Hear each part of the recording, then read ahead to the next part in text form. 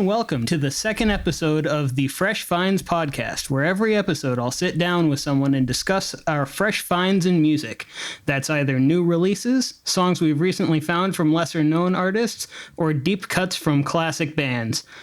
I'm your host, Ryan, and with me today is my good buddy, Chase. How you doing, Chase? I'm doing really well.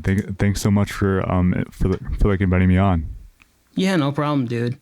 I mean, congratulations on your most recent release. Your band Earl Grey just released a song about a week ago now that has actually been getting some press coverage, so that's pretty cool. Yeah, I'm like super hyped about it. Like it's just been picked up by like a lot of small blogs. But that's super awesome. And it just feels good to have music out again. Yeah, it's cool. I've, I heard the live version of the song of a couple of times, and I was really excited to finally hear the final version of it. So I'm really glad that it's finally out. Thank you. Yeah. All right. So do you want to start out with your first tune, or should I? I think if you want to go first. All right, sure. So awesome. My first tune is called Emotion by Famous Exchange. And this was just something that showed up on my Discover Weekly playlist on Spotify a couple of weeks ago. And it's really good, but the unfortunate thing is that this is the band's only song.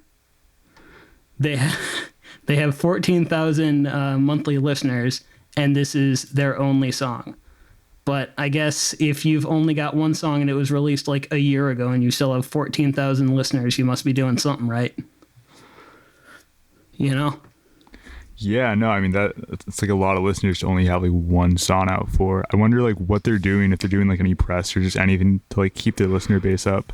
Yeah, so I looked at their Instagram and they have one other song that's only on SoundCloud. So they have one song that's only on Spotify and one song that's only on SoundCloud, and they're completely different sounds.